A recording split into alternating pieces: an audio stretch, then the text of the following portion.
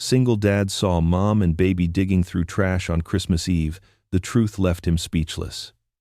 Before we begin the story, leave a comment and let us know which city you're watching from and enjoy the story.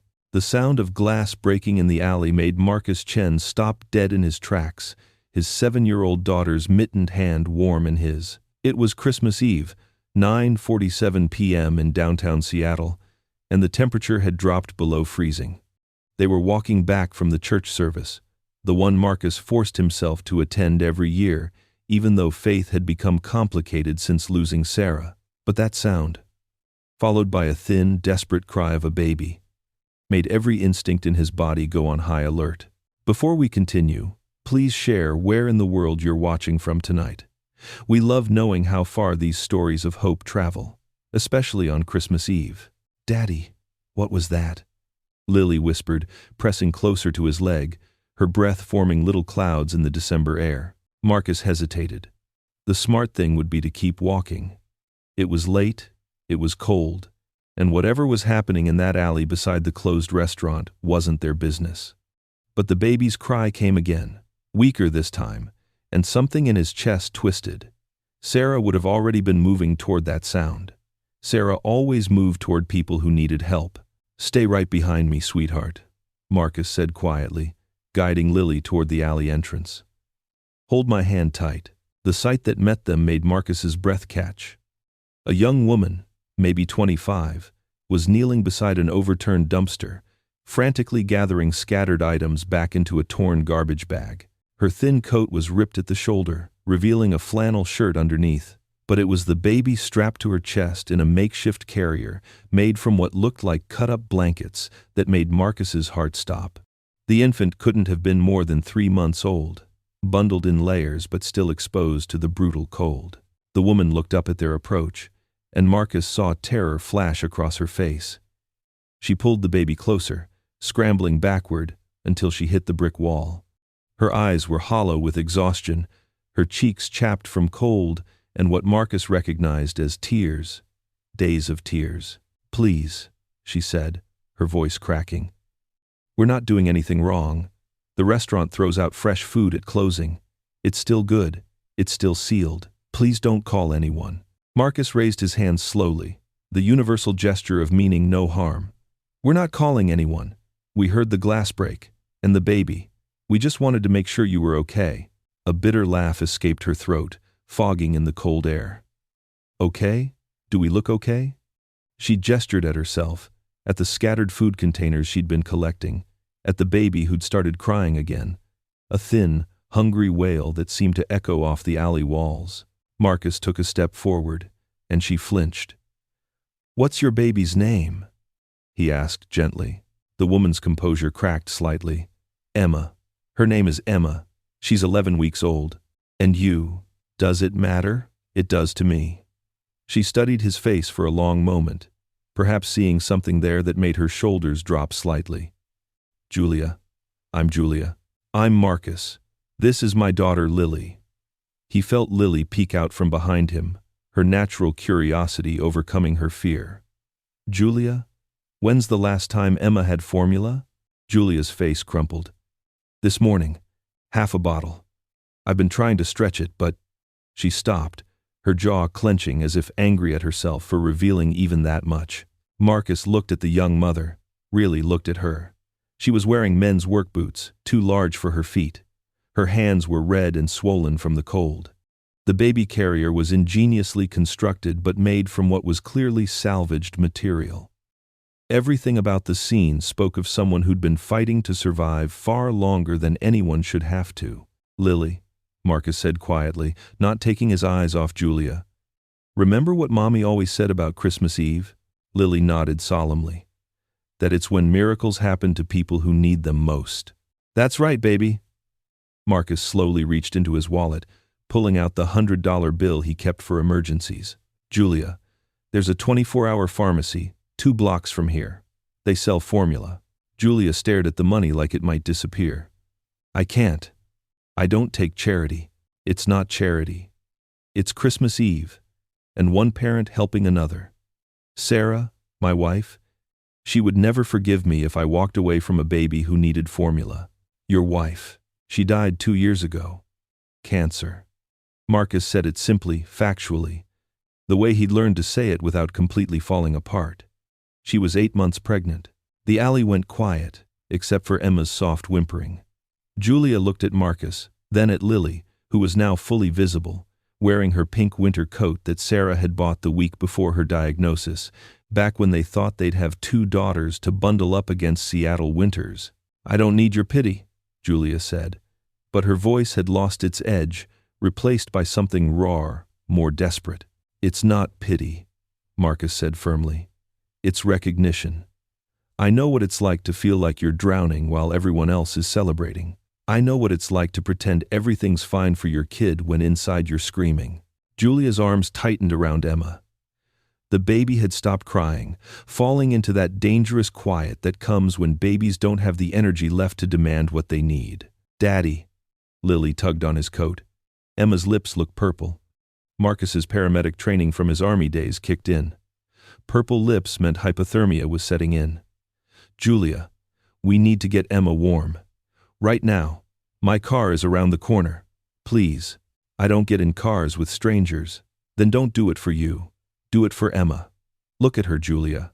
Really look at her. Julia looked down at her daughter's face, and Marcus saw the moment her pride shattered against her desperation. A sob escaped her throat, the sound of a mother who'd been holding it together for so long she'd forgotten what it felt like to let go. 3 weeks, she whispered. 3 weeks since we've been inside anywhere warm for more than an hour. The shelters are full. They're always full. And the ones that aren't won't take us, because I won't tell them who Emma's father is. Marcus didn't push for details. He recognized trauma when he saw it. The way Julia's hand moved protectively to a faded bruise on her wrist. The way her body positioned itself always between Emma and any potential threat. My apartment is 6 blocks away, Marcus said. You can get Emma warm, feed her, and figure out your next move. No questions, no judgments, no calls to anyone. Just one parent helping another. Why? Julia's voice broke on the word. Why would you do that? Marcus looked at Lily, who was watching Julia with the same expression Sarah used to get when she saw someone hurting. That fierce compassion that made you want to gather up all the world's broken people and somehow love them whole. Because my wife spent her last good days knitting blankets for the NICU, even though she knew our baby would never need one. Because she said the only thing that matters is that we take care of each other. Because it's Christmas Eve and you're alone with a baby, digging through trash to survive. And I have formula in my apartment that I bought 2 years ago and never had the heart to throw away. The words hung in the cold air. Julia stared at him. This stranger offering salvation without strings, without conditions, without the bureaucracy and questions and judgment she'd faced everywhere else. Emma made a small sound, barely a whimper, and that decided it. Okay, Julia whispered. Okay. Marcus picked up the torn garbage bag, noting the carefully selected items inside. Sealed sandwiches, unopened fruit cups, a container of soup that was likely still warm. This wasn't random scavenging.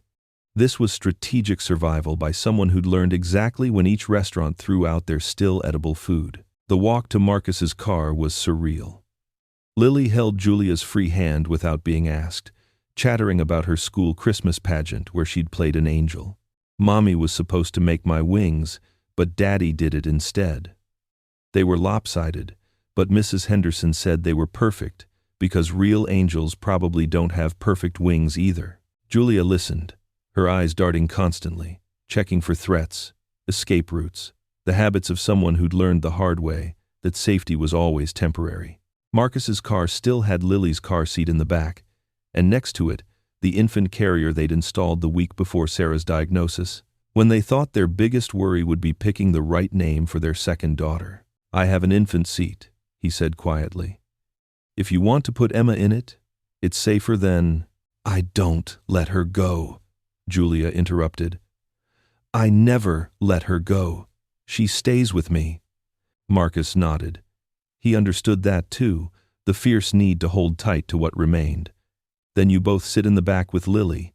The heater works better back there anyway. As they drove through Seattle's empty Christmas Eve streets, Marcus caught glimpses of Julia in the rearview mirror. She was younger than he'd first thought, maybe 22 or 23. Her hands never stopped moving, checking Emma's breathing, adjusting the makeshift carrier, smoothing the baby's dark hair that stuck up in delicate wisps. "Emma's a beautiful name," Lily said conversationally. "If Mommy's baby had been born, she would have been named Emma too." Marcus's hands tightened on the steering wheel. They'd never told Lily the name they'd chosen. Sarah must have whispered it to her in those last delirious days when the medication made her talk to people who weren't there, planning a future she wouldn't see. Julia looked at Marcus in the mirror, understanding passing between them. The cruel coincidence, or maybe the divine providence, of this moment. "It means universal," Julia said softly. "I wanted her to have a name that meant she belonged everywhere, even if we don't belong anywhere right now." They pulled into the underground parking of Marcus's building, a modest complex in Ballard that Sarah had loved for its view of the Sound. As they walked to the elevator, Julia hesitated at the entrance, her body language screaming flight risk. "There's a stairwell," Marcus offered, understanding her need for exits. "We're on the 3rd floor. You can take the stairs if it makes you feel safer." Relief flooded Julia's face. "Thank you." They climbed the stairs slowly, Julia's breathing labored by the 3rd flight. Marcus realized she was probably running on empty, her body feeding Emma at its own expense. The apartment door opened to darkness, and Marcus quickly flipped on lights, illuminating a space that was clean but frozen in time. Sarah's rain boots still sat by the door. Her coffee mug still waited by the kitchen sink. 2 years, and Marcus had managed to change nothing except what Lily's growth demanded. "It's warm," Julia breathed, and Marcus realized that's all she cared about. Not the granite countertops Sarah had saved for 3 years to afford, not the carefully chosen paint colors, not the wall of family photos that stopped abruptly 2 Christmases ago. Just warm. "The bathroom's down the hall," Marcus said. "There are clean towels, soap, everything you need. Take your time. Get Emma warm. I'll heat up some formula." Julia stood frozen in the entryway, Emma against her chest, as if walking further inside would make this real, would make her hope for something that could be snatched away. "What's the catch?" she asked suddenly. "There's always a catch. What do you want?" Marcus set down his keys with deliberate calm. "I want Emma to drink warm formula instead of going hungry on Christmas Eve. I want you to sit on a real couch instead of cold concrete. I want my daughter to see that we help people, even when it's hard, especially when it's hard. That's all. Nobody does something for nothing. My wife did, every single day. She was a pediatric nurse, came home with empty pockets because she'd given lunch money to parents camping in the hospital parking lot, spent her breaks holding babies whose parents had to work. She did something for nothing so often that I used to joke she was bankrupting us with kindness." Marcus pulled out the canister of formula, the one he'd bought in bulk, planning for night feedings and busy mornings and all the ordinary chaos of raising an infant. The expiration date was still 6 months away. "She would have loved you," Lily said suddenly to Julia. "Mommy would have loved you and Emma. She loved all babies, but especially the ones who needed extra love." Julia's composure finally cracked completely. She sank onto the nearest chair, Emma still clutched against her, and sobbed. Not the careful, quiet tears of someone used to hiding their pain, but the raw, ugly crying of someone who'd finally found a moment of safety. Marcus busied himself with the formula, giving her privacy in her breakdown. He remembered his own moments like this, sudden and overwhelming, when Lily's kindergarten teacher had hugged him at pickup, when the grocery clerk had said Sarah's favorite wine was on sale, when he'd found her handwriting on a forgotten grocery list. Emma started crying too, finally finding the energy to demand what she needed. Julia tried to soothe her, but her own sobs made it impossible. "Can I?" Marcus asked gently, holding out his hands. Julia's arms tightened instinctively, but Emma's cries were getting frantic. Slowly, painfully, she transferred the baby to Marcus's arms. Marcus held Emma with the practiced ease of someone who'd spent months preparing for a daughter he'd never hold. She was so light, too light, her tiny body barely weighing anything in his arms. Her eyes, when she opened them, were that indeterminate baby blue that might become anything. But her gaze was focused, intense, as if she was memorizing his face. "Hello, little one," he whispered, swaying gently the way Sarah had shown him when they'd practiced with Lily's old doll. "Let's get you some food, okay?" The formula was ready, warmed to perfect temperature. Marcus tested it on his wrist, muscle memory from feeding Lily years ago. Emma latched onto the bottle desperately, her tiny hands coming up to grip it, and Marcus felt something crack open in his chest. Julia watched from the chair, tears still streaming, her empty arms wrapped around herself. She never takes a bottle from strangers. Never. She screams when anyone else tries to hold her. "Maybe she knows," Lily said solemnly. "Maybe she knows Daddy needed to hold a baby, and she needed someone who knew how to hold her right." Marcus caught Julia's eye over Emma's head. The baby was drinking steadily now, her body relaxing for what might have been the first time in days. Julia's face was a study in contrasts. Relief at seeing her daughter fed, terror at accepting help, exhaustion so deep it seemed carved into her bones. "When did you last eat?" Marcus asked quietly. "Yesterday. Maybe." The days blur together. Marcus looked at Lily. "Remember what we do when someone's hungry?" Lily nodded and ran to the kitchen, pulling out the Christmas Eve dinner they'd picked up but hadn't eaten. Chinese food from the place Sarah had loved. Enough for 4, because Marcus still couldn't break the habit of ordering Sarah's orange chicken. "We have a tradition," Marcus explained as Lily unpacked containers. "Chinese food on Christmas Eve. Sarah was Jewish. I'm nothing in particular, so we made our own traditions. This was one of them." Julia stood slowly, as if her body had forgotten how to move without the weight of Emma against her chest. "I should wash my hands! I should!" She swayed, catching herself on the chair. "Sit," Marcus said firmly. "Lily, can you bring Julia a plate? And get the orange juice from the fridge."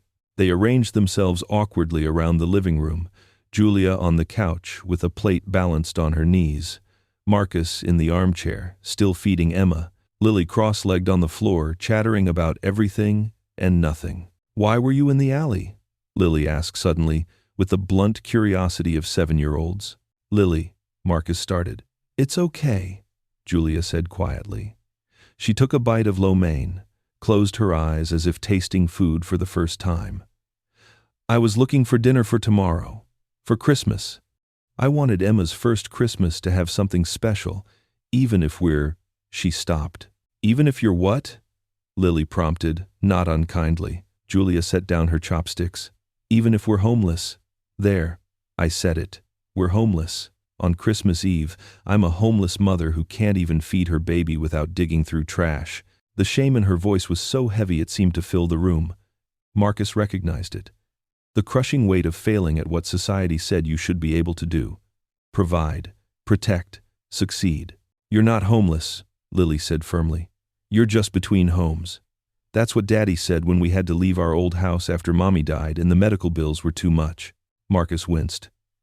They'd moved from their house to this apartment when the second mortgage he'd taken for Sarah's experimental treatments came due. He'd never told Lily the real reason, just that they needed a fresh start. "Smart kid," Julia said softly. "Mommy said I got Daddy's brain and her heart." Lily paused. "Daddy says I got the best of both of them." Emma finished the bottle, 4 ounces gone. Marcus lifted her to his shoulder to burp her, the motion automatic. She was so small against him, her head barely reaching from his shoulder to his collar. "You've done this before," Julia observed. Lily was colicky. 3 months of walking the floors every night. Sarah and I took shifts. I got pretty good at the baby basics. He patted Emma's back gently. "Tell me what happened, Julia. Not because I'm judging. Because maybe I can help." Julia was quiet for so long Marcus thought she wouldn't answer. Then, barely above a whisper, she began. "I was a graduate student. Library science at UW. I was going to be a children's librarian, run story times, help kids fall in love with books the way I did. Then I met Trevor." She stopped, her hand going again to that faded bruise on her wrist. Marcus waited, patient, while Emma made soft baby sounds against his shoulder. He was charming, successful, said all the right things. By the time I realized what he really was, I was pregnant and trapped. When I finally tried to leave, when Emma was 3 weeks old, he made sure I couldn't take anything.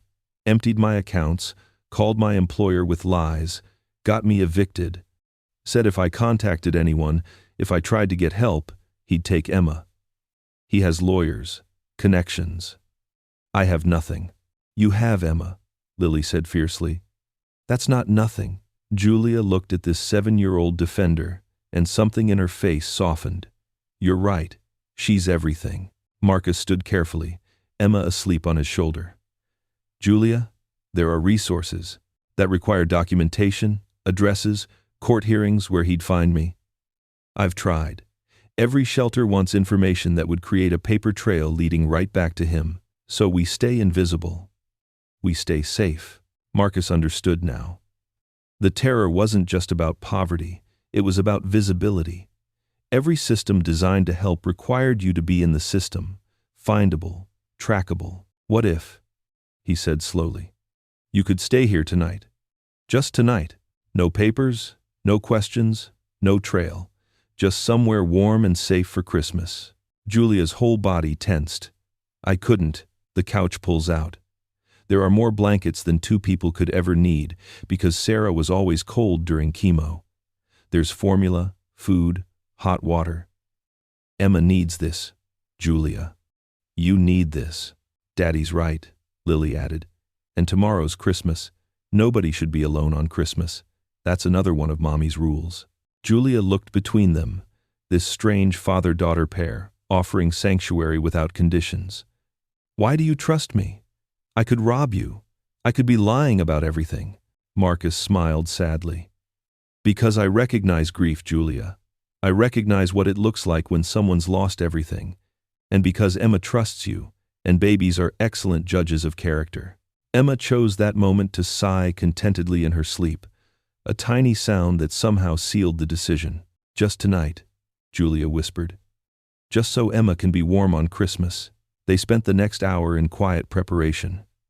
Marcus pulled out the fold-out couch, layering it with Sarah's favorite sheets that still smelled faintly of lavender. Lily contributed her stuffed elephant for Emma, placing it carefully beside the makeshift bed. Julia gave Emma a bath in the sink, the baby splashing happily in warm water for the first time in weeks. Marcus found himself standing in the doorway, watching Julia's careful hands, the way she sang softly, a lullaby in Spanish that made Emma's eyes grow heavy. Your wife's clothes, Julia said suddenly, noticing the closet visible from the bathroom. They're still. I know I should donate them. I just haven't. Julia nodded, understanding without judgment. After my mom died, I kept her coffee cup for 3 years. Never washed it. It still had her lipstick mark on the rim. Later, after Julia had showered, after she'd reluctantly accepted Sarah's clean pajamas that hung loose on her thin frame, after Emma was fed again and sleeping peacefully in the drawer, Marcus had converted to a makeshift bassinet. They sat in the living room while Lily dozed on the chair. I was going to be someone, Julia said quietly, staring at the lights of Seattle through the window. I had a 4 gigapascals. I had a thesis about using storytelling to help at-risk kids. I was going to matter. You do matter. You matter to Emma. She deserves better than a mother who can't even... Stop, Marcus said firmly. You're out there every day fighting for her with everything you have. You're keeping her safe from someone who would hurt her. You're loving her through impossible circumstances. That's not nothing. That's everything. Julia woke to the smell of coffee and the sound of Lily's giggles. For a moment, she couldn't remember where she was. The bed was too soft, the room too warm. Then Emma stirred beside her, and reality crashed back. They were in a stranger's apartment. It was Christmas morning. She found Marcus in the kitchen, Lily on a step stool beside him, both of them covered in flour. They were making pancakes, or trying to. Batter dripped from the counter, and something was definitely burning. Daddy always burns the first one, Lily explained, noticing Julia. Mommy said it was tradition. Sarah was being kind, Marcus admitted, scraping a blackened disc into the trash. I'm terrible at pancakes, but Lily insists on them for Christmas morning. Because Mommy made them shaped like snowflakes, Lily added. Daddy's look more like abstract art. Julia found herself smiling, actually smiling, for the first time in months. Need help? 20 minutes later, she was at the stove, creating perfect snowflake pancakes while Marcus watched in amazement. I worked at IHOP during undergrad, she explained. Paid for my textbooks. They ate breakfast together, the four of them, Emma in Marcus's arms, drinking another bottle. It felt surreal, like playing house, like the kind of morning Julia had imagined when she first felt Emma kick before everything went wrong. Presents! Lily announced suddenly, running to the small tree in the corner. We have extras! Marcus looked embarrassed. I always buy too much. Compensation for the guilt, the therapist says. There were indeed extras. Packages that would have been for the baby who was never born. Lily insisted Julia open them. Inside were baby clothes, still tagged, sized for a 3-month-old. They fit Emma perfectly. It's like they were waiting for her, Lily said matter-of-factly. Julia dressed Emma in a tiny red dress with white tights, and for the first time, her daughter looked like the cherished baby she should have been all along. Not a burden to hide, but a child to celebrate. We're going to the park, Lily announced, to feed the ducks. It's tradition. Lily, I don't think. Marcus started. Julia and Emma should come too. The ducks won't mind. Julia knew she should say no. Should take this gift of a night's safety and disappear before she got attached, before Emma got attached, before this became another loss to grieve. But Lily was already getting Emma's makeshift carrier, and Marcus was holding out one of Sarah's coats for Julia, and resistance felt impossible. The park was quiet, most families still home opening presents. They walked to the pond, Lily skipping ahead with a bag of frozen peas for the ducks. Marcus carried Emma, who was wide awake, watching the world with those serious blue eyes. She's never seen ducks, Julia realized. She's never seen anything but survival. They sat on a bench while Lily threw peas to the eager birds. Emma tracked their movement, her tiny hands reaching out. Tell me about Sarah, Julia said suddenly, if you don't mind. Marcus was quiet for a moment, watching Lily laugh as a particularly bold duck waddled right up to her feet. She was magic. That's the only way I can describe her. She made everything better just by being near it. When she walked into the NICU for her shifts, the baby's heart rates would stabilize. When she smiled at you, you believed everything would be okay. How did you meet? Car accident. Not mine. I witnessed one, helped get people out. Sarah was the nurse in the ER when I brought in one of the kids who'd been hurt. She said later that she knew she'd marry me when she saw me singing to that scared little boy to keep him calm. Julia shifted Emma in her arms. And then, 6 years of perfect. That's what we got. 6 years of Saturday pancakes and terrible dancing in the kitchen, and Lily growing from a baby to a little person. Then the diagnosis. 18 months of fighting, hoping, pretending we weren't terrified. She died 2 days before Christmas, holding my hand, telling me to find someone else to love because that's what would make her happy. Have you? Marcus looked at Julia, really looked at her. I haven't been looking, haven't felt ready. But Sarah always said the universe sends you what you need when you need it, not when you think you're ready for it. Before Julia could respond, Lily came running back. Daddy, the ducks have babies. Winter babies. Come see. They walked to the water's edge where, indeed, a duck family swam with several late-season ducklings. Emma cooed, her first real sound of joy, reaching for the babies with determination. She knows they're babies like her, Lily said wisely. Babies always recognize other babies. They spent the morning in the park, then the afternoon back at the apartment. Julia helped Lily build a puzzle, while Marcus prepared Christmas dinner. It was domestic and impossible, and felt more real than the last 3 weeks of running and hiding. As the sun set, Julia knew she had to leave. Trevor would be looking soon. The holidays would end, and his rage at losing control would intensify. She couldn't put this kind family at risk. She was packing Emma's few things when Marcus appeared in the doorway. Stay, he said simply. I can't. You don't understand what he's capable of. Then let me help you the right way. I know lawyers, good ones. Sarah's life insurance. I haven't touched it. It could pay for protection, for help. Why would you do that for strangers? Marcus stepped closer. Because you're not strangers anymore. Because Lily hasn't smiled like this in 2 years. Because holding Emma feels like healing. Because I think Sarah sent you to us, and us to you. Julia's hands shook as she folded Emma's thin blanket. I'm scared, I know. I'm scared too. But maybe we can be scared together. Maybe that's less frightening than being scared alone. The knock on the door at 8 p.m. made everyone freeze. It was too late for visitors, too specific to be random. Julia grabbed Emma, her body coiling to run. It's okay, Marcus said, checking the peephole. It's Mrs. Chen from downstairs. He opened the door to reveal an elderly Chinese woman carrying an enormous pot. Marcus, I heard a baby crying and I thought, oh. She spotted Julia and Emma. You have guests, Mrs. Chen. This is Julia and Emma. They're friends. Spending Christmas with us. Mrs. Chen's keen eyes took in Julia's thin face, the way she held Emma like she might need to flee, the protective way Marcus positioned himself. I made too much soup. My grandson canceled, and you know I always cook for 12 when 2 would do. She bustled in without invitation, the way she had since Sarah's funeral, when she'd appointed herself as Marcus and Lily's guardian angel. The pot contained enough wonton soup to feed a small army. Beautiful baby, Mrs. Chen said, peering at Emma. How old? 11 weeks, Julia answered cautiously. Ah, good age. Starting to see the world. I have clothes. My daughter keeps sending them even though my youngest grandchild is 7 now.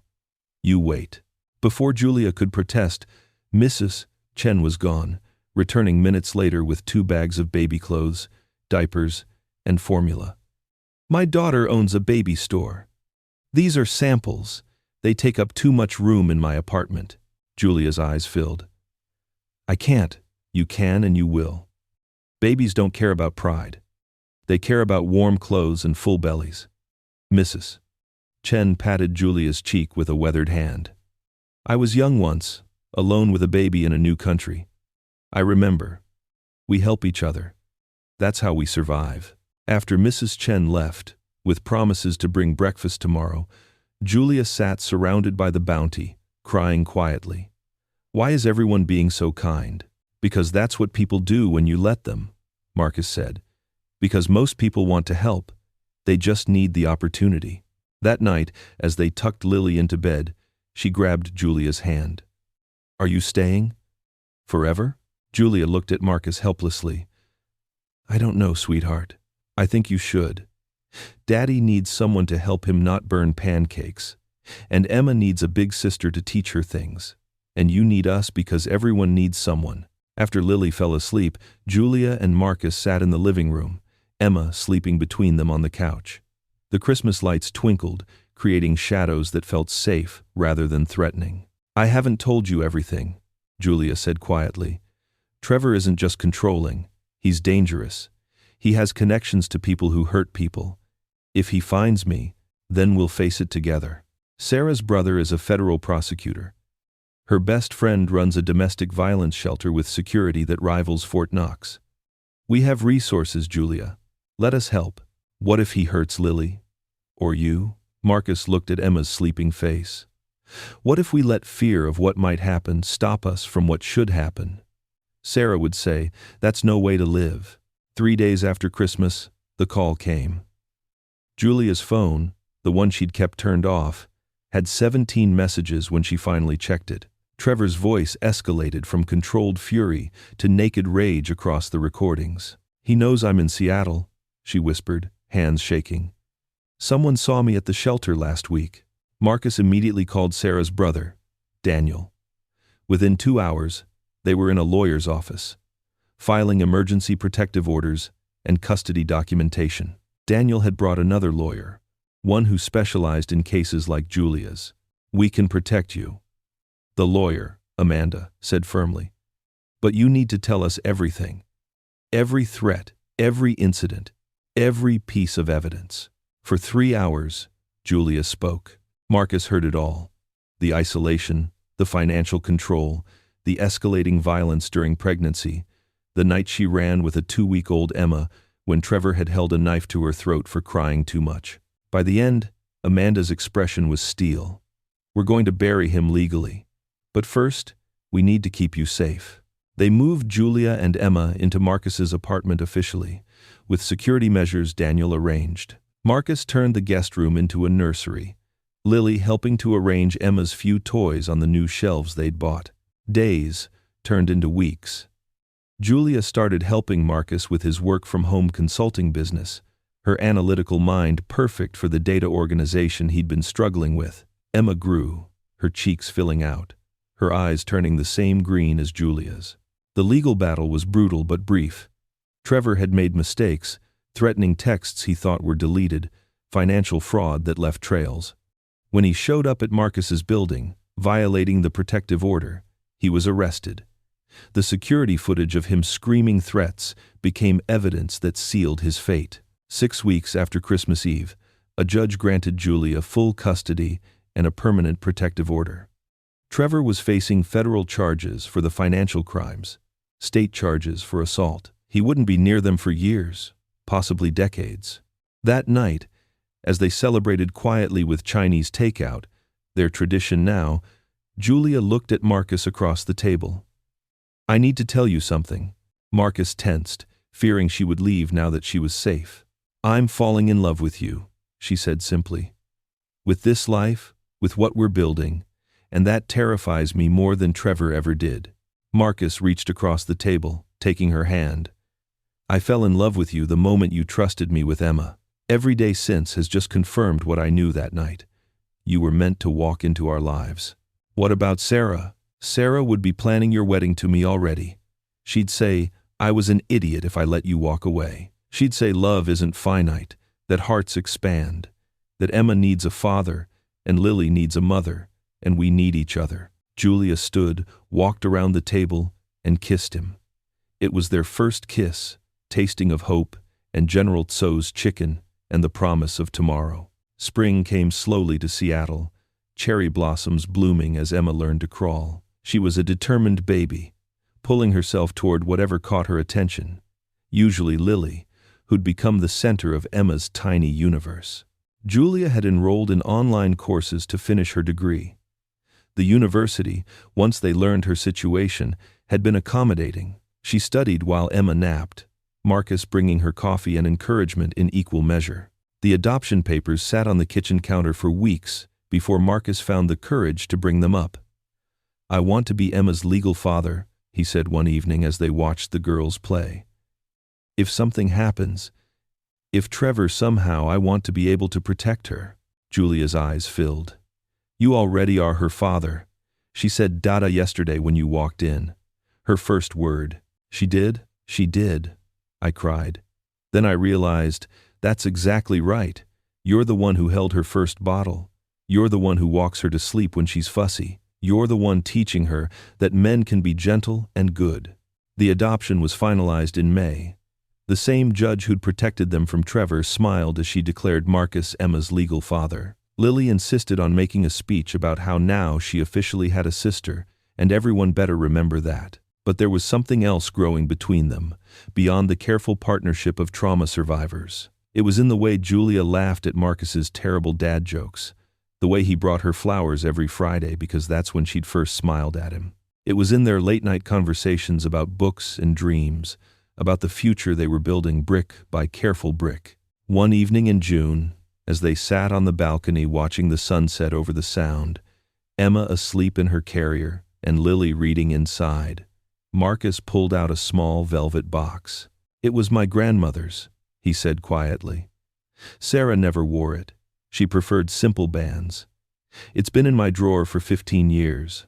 But when I saw you teaching Lily to braid Emma's hair yesterday, all three of you laughing, I knew." Julia opened the box to find an antique sapphire ring, delicate and perfect. "Marcus, marry me, not because you need protection or security. Marry me because I love your strength and your stubbornness. Because you make me laugh." Because you've shown me that broken hearts can heal into something stronger. Because I want to spend the rest of my life watching you become who you're meant to be." Julia looked at this man who'd saved her without trying to fix her, who'd given her space to heal while standing steady beside her. "I was supposed to be a children's librarian. You still can be. You can be anything you want. I want to be your wife, Emma and Lily's mother. I want to be the woman who makes you smile the way you make me smile." Yes. Yes, of course yes. They were married in August, in the park where they'd fed the ducks on Christmas morning. Mrs. Chen officiated. She'd gotten ordained online specifically for the occasion. Daniel walked Julia down the aisle while his husband carried Emma. Lily served as both flower girl and ring bearer, taking her duties very seriously. The vows were simple but perfect. Marcus promised to love Julia through every storm and sunny day, to support her dreams even when they scared him, to be the father Emma deserved and the partner Julia chose every single day. Julia promised to trust in their love even when her past whispered doubts, to build their family with intention and joy, to dance with him in the kitchen even though they were both terrible dancers. When the judge pronounced them married, Emma, now almost 9 months old, shouted, "Dada! Mama!" so loudly that everyone laughed. It was perfect in its imperfection, just like them. The reception was in Marcus's apartment complex's community room. Mrs. Chen had mobilized what seemed like half of Seattle's Chinese community to cook. Marcus's colleagues had decorated. Julia's classmates from her online program attended via video call, toasting with coffee cups from their various locations. During the father-daughter dance, Marcus held Emma while dancing with Lily, the three of them swaying to "Somewhere Over the Rainbow." When Julia joined them, Lily grabbed her hand, pulling her into their circle. "Now we're complete," Lily announced. "Our family puzzle has all its pieces." Amanda, the lawyer who'd protected them, gave a speech about courage not being the absence of fear but the decision to love despite it. Daniel talked about Sarah, how she would have adored Julia, how she would have claimed credit for bringing them together. "Sarah always said the universe was conspiring to help us," Daniel said, raising his glass. "She said we just had to be brave enough to accept the help. Julia, you were brave enough to trust a stranger on Christmas Eve. Marcus, you were brave enough to love again. Together, you're proof that beautiful things can grow from broken soil."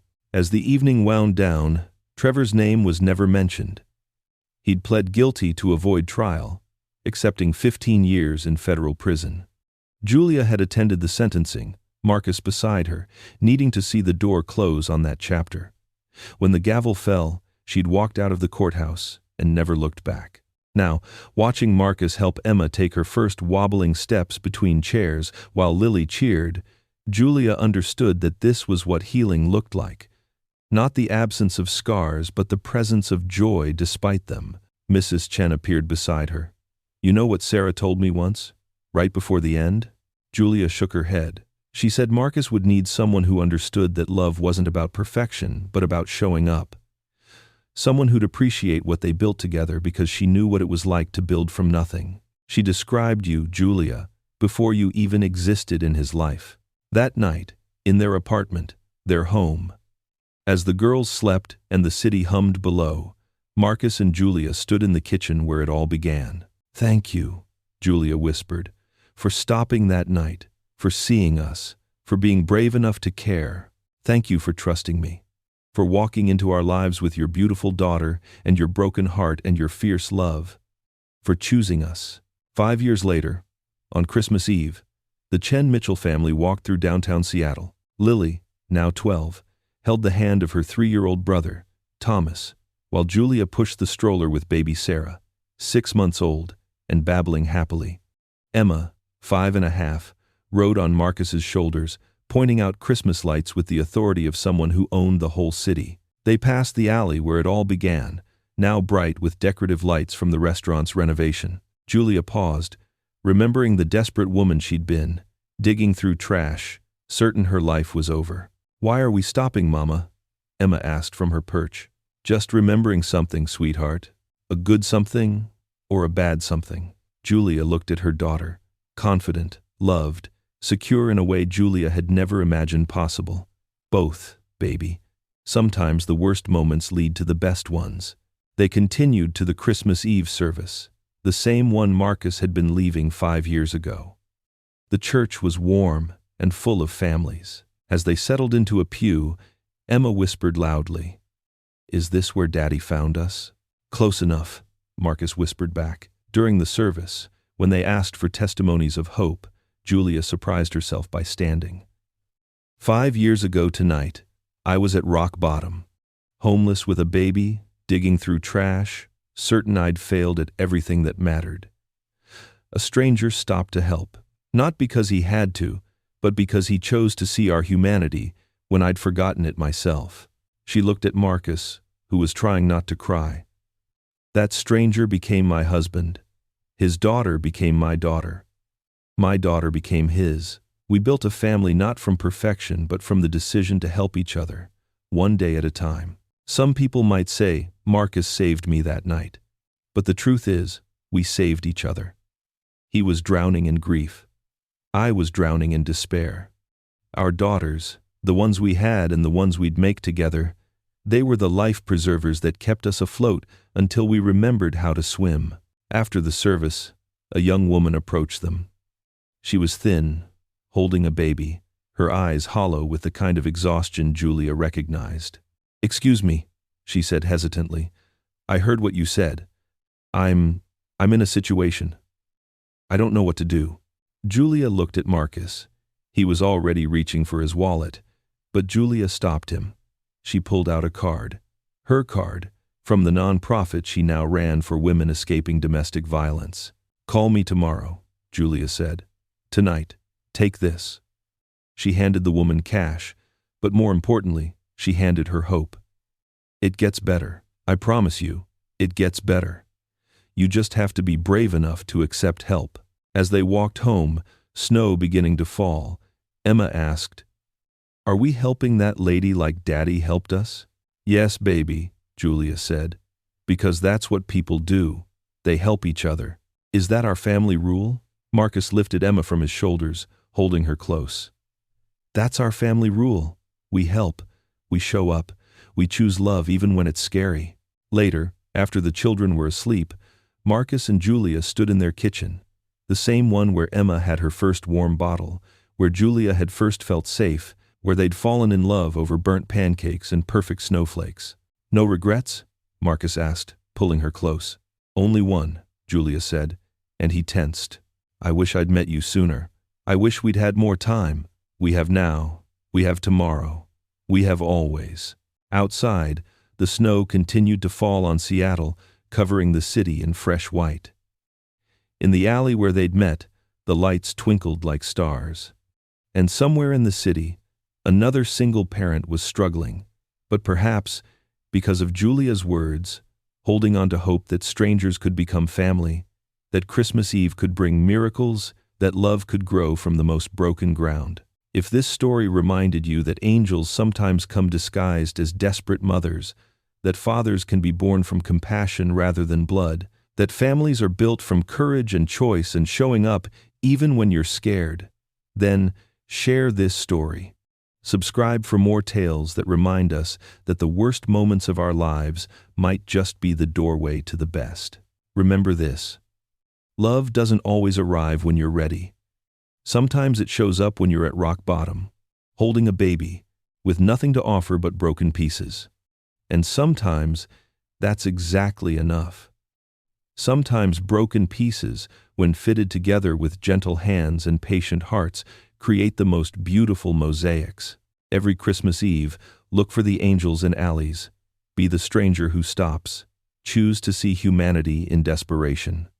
Because you never know when your single act of kindness might rewrite someone's entire story, might give a child a father, might give a man a reason to heal, might build a family from ashes and hope, and the simple decision to help. The Chen Mitchell family story continues, but this chapter ends where it began, with the truth that love multiplies when divided, that families are chosen, and that Christmas Eve, with all its magic and possibility, really is when miracles happen to those who need them most.